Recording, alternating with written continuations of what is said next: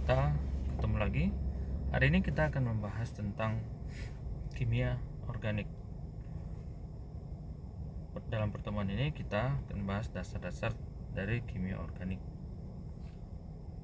Yang pertama sekali yang harus kita ketahui adalah alasan dan tujuan kenapa kita mempelajari kimia organik, yaitu setiap makhluk hidup terbuat dari senyawa organik, dan gen penerus keturunan, makanan kita, dan obat-obatan itu merupakan senyawa-senyawa organik. Oleh sebab itu, terutama setiap orang yang berperan di bidang obat-obatan atau farmasi harus pertama sekali memahami kimia organik. Jadi ini merupakan bagian yang cukup penting. Kimia organik pertama sekali diutarakan dengan dikaitkan dengan teori vitalisme, di mana kata organik diturunkan dari organisme hidup. 1770, Torbjörn Bergman, ahli kimia Swedia, menyatakan bahwa organik itu adalah studi senyawa yang diekstraksi dari organisme hidup. Ini merupakan teori vitalisme. Senyawa demikian atau senyawa organik memerlukan daya kehidupan untuk menciptakan mereka. Namun pada 1828, seorang ilmuwan bernama Friedrich Wöhler menemukan bahwa amonium cyanat apabila dipanaskan dia dapat membentuk urea. Di sini Friedrich Wöhler mematahkan teori vitalisme dengan menyatakan bahwa senyawa organik tidak serta-merta harus berasal dari organisme hidup.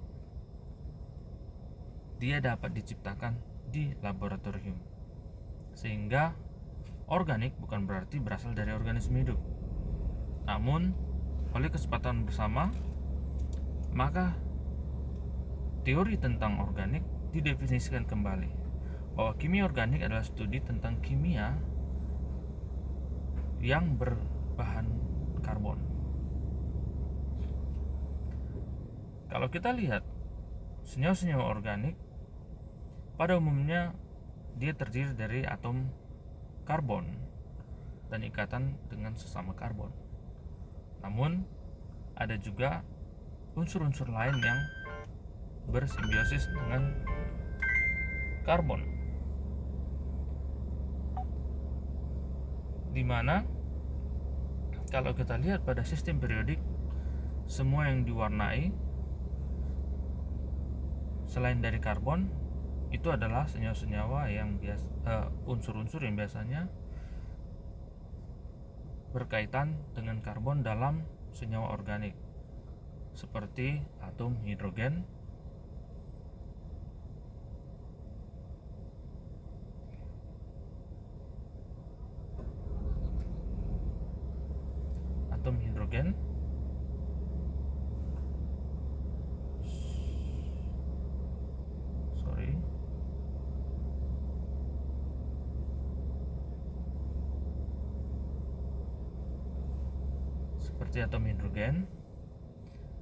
nitrogen, fosfor, ini yang paling sering yang berkaitan dengan unsur karbon pada senyawa organik, oksigen, sulfur, golongan halogen ya, kecuali yang satu ini tidak ya.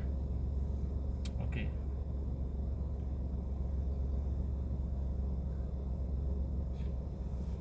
Nah, sebelum kita masuk lebih dalam ke senyawa organik dan reaksi-reaksinya, kita perlu melihat pada dasar dari pembentukan senyawa organik. Kita melihat pada orbital. Ada 4 macam orbital dinyatakan sebagai sp dan f, SPD dan f. Di mana orbital s itu berbentuk bola, kita bisa perhatikan di layar. Orbital p itu berbentuk balon yang dipelintir, dan orbital d itu berbentuk daun semanggi. Ini sebenarnya karena hibridisasi dari orbital tersebut, di mana orbital S dia masih tunggal bulat, orbital P dia gabungan dari 2 orbital, sehingga dia menjadi tampak kelihatan seperti balon yang dipelintir di tengah ya. Kemudian orbital D, dia balon yang diikat dengan tali sebanyak 2 kali ya, sehingga dia seperti mengkerucut seperti itu ya, seperti clover leaves, daun semanggi. Kemudian tingkatan energi orbital. Energi orbital pada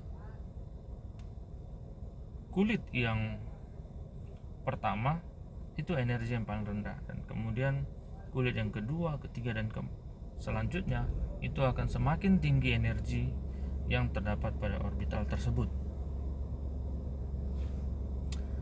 Untuk memahami konfigurasi elektron, maka kita perlu memahami aturan-aturan yang telah ditemukan oleh peneliti-peneliti sebelumnya atau para ilmuwan sebelumnya dan telah disepakati. Dalam konfigurasi elektron, kita memperhatikan 3 prinsip. Yang pertama, prinsip Aufbau, di mana orbital dengan energi terendah itu harus diisi elektron terlebih dahulu.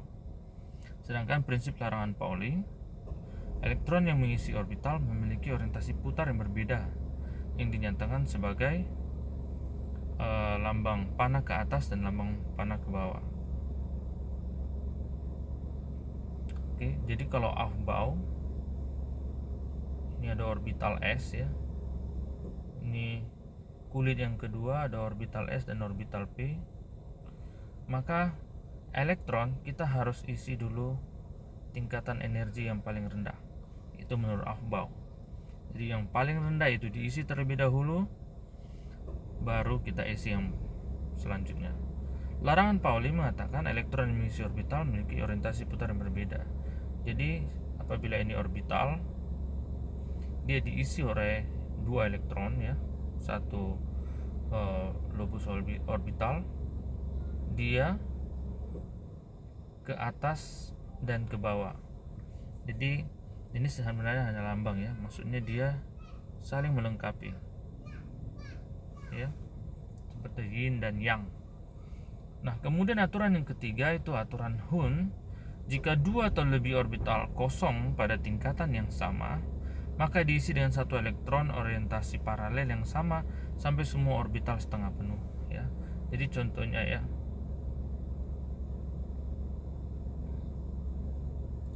contohnya kita punya elektron hanya 5 atau mungkin 3 ya, 3. Kita tidak mengisi elektronnya itu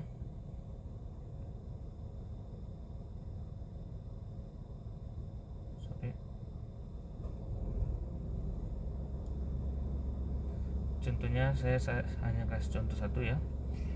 Apabila kita cuma punya 3 elektron, kita tidak mengisi elektronnya seperti ini ya, tidak, tetapi kita harus buat seluruh pada tingkatan yang sama orbitalnya setengah penuh dulu ya. Jadi seharusnya dia jadi seperti ini ya, kita isi masing-masing setengah penuh. Jadi ada 3 elektron, masing-masing diisi dulu, baru kalau ada elektron tambahan baru kita bisa isi lagi dengan arah spin yang berbeda, mengikuti larangan Pauli ya. Jadi dia tidak boleh kita stack atau kita kumpulkan ke orbital yang ada dan biarkan orbital yang lain kosong. Oke, jadi dia harus penuh dulu.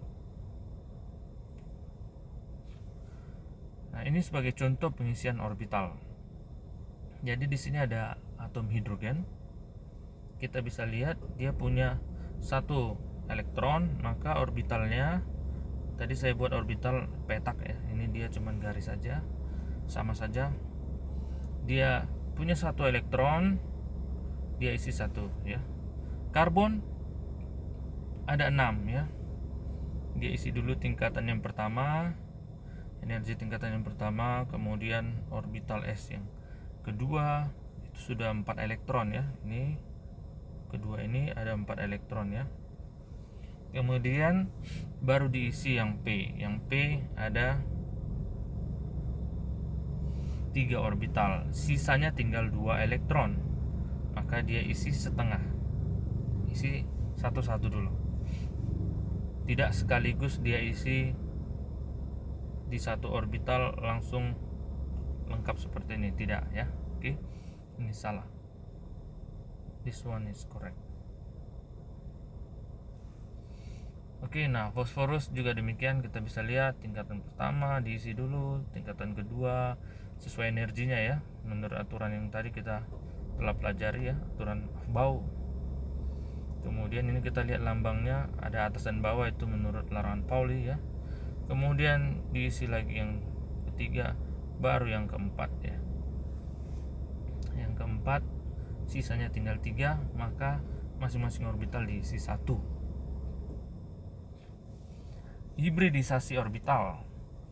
Hibridisasi orbital ini merupakan pendekatan matematis yang melibatkan penggabungan fungsi gelombang individual orbital S dan P untuk mendapatkan orbital dengan fungsi gelombang yang baru.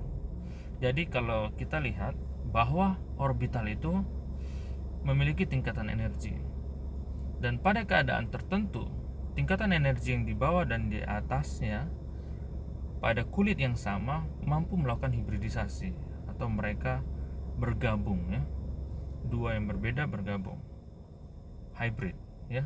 Jadi contohnya di sini kita bisa lihat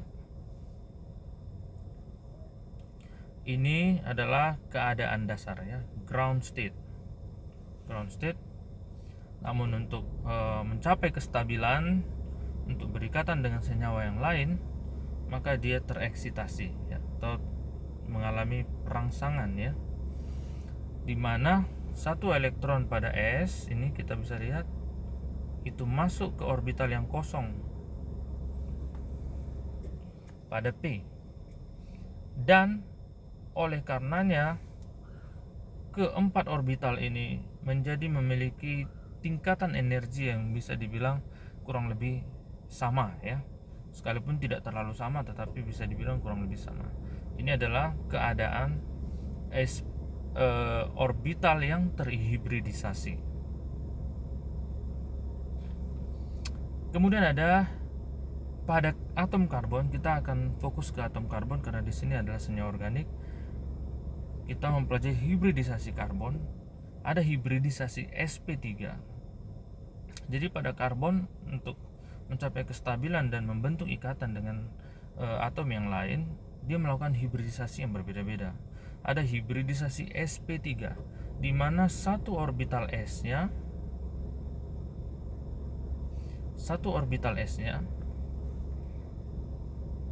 akan berhibrid dengan 3 orbital P ya. Jadi ada orbital P itu dituliskan orbital Px, Py, Pz ya. Ini orbital Px, Py, ini orbital Pz ya. Oke. Nah, ketika dia mengalami hibrid, maka ini semua akan bergabung, memiliki tingkatan energi yang sama, dan membentuk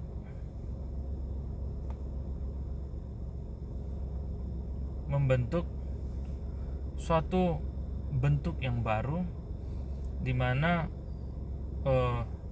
orbitalnya itu memiliki tingkatan energi yang sama dan muatan yang kurang lebih sama, sehingga terjadi daya tolak menolak. Nah, pada sp3 hibridisasi kita bisa lihat di sini dia membentuk bentuk tetrahedral atau seperti piramid ya. Jadi kalau kita hubungkan ujung-ujungnya ini, dia jadi seperti piramid ya.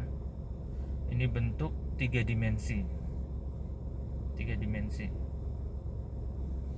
dengan sudut antara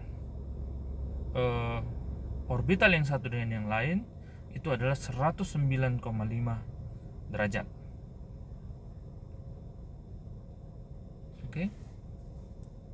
Nah, kemudian kalau kita lihat sp3 ini disebut bentuknya adalah tetrahedral ya. Ini sama ya, masih sp3.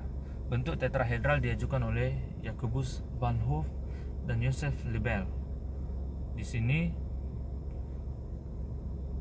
atom karbon yang paling kelihatan bentuk tetrahedral adalah pada metana ya.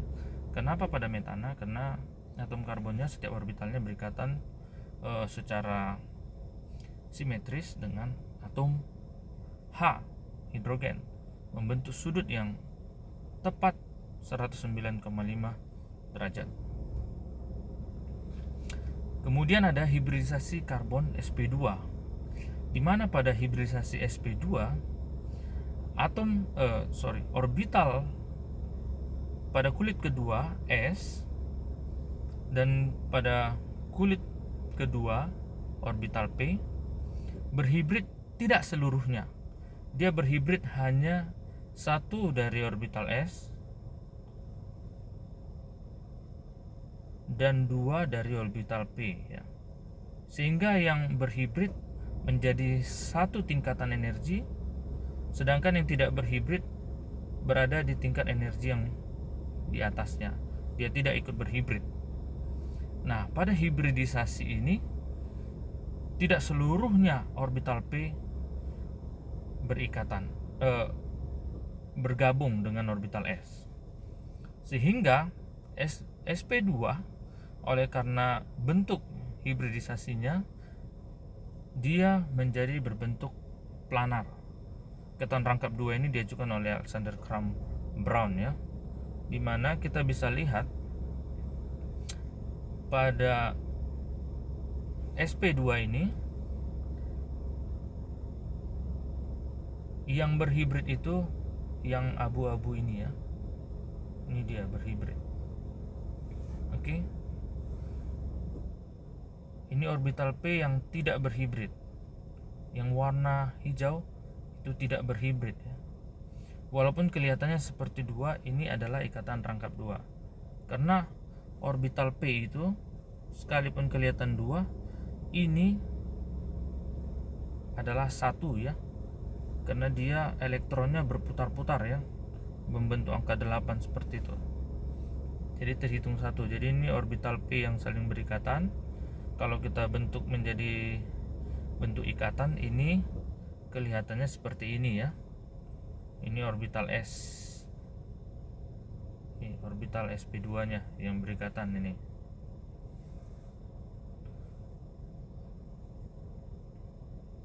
Oke. Jadi kita bisa lihat ini orbital sp2 yang sudah membentuk satu orbital pada tingkatan yang sama, dan ini yang tidak berhibrid ya. Di sini kita bisa lihat dia membentuk segitiga planar, atau bisa dibilang segitiga yang menempel pada bidang datar. Segitiga planar. Jadi kalau kita letakkan pada bidang, maka segitiga ini akan pas seperti melekat pada bidang itu ya, menempel erat pada bidang ya. Seperti di papan tulis, kalau kita gambar langsung segitiga itu menempel pada papan tulis itu. Oke, jadi dia disebut dengan bentuk segitiga planar ya, sp2. Kemudian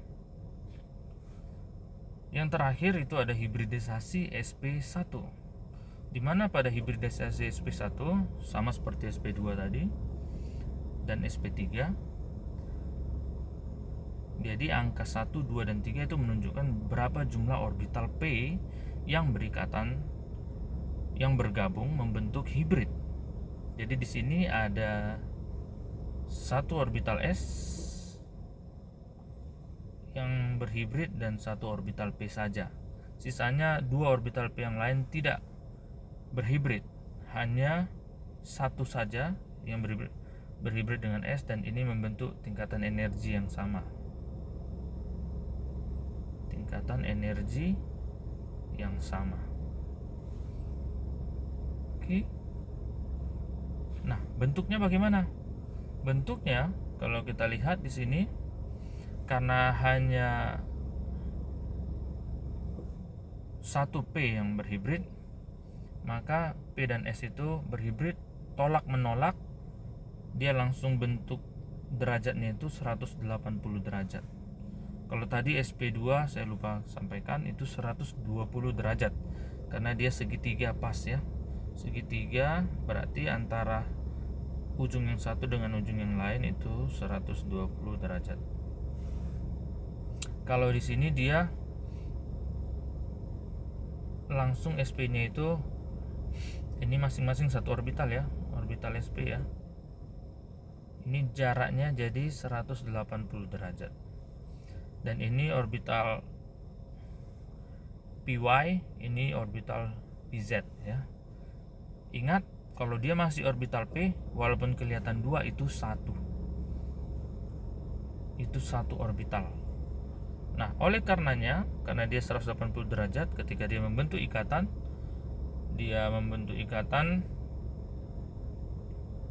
dengan senyawa yang lain, jadi seperti garis lurus ya.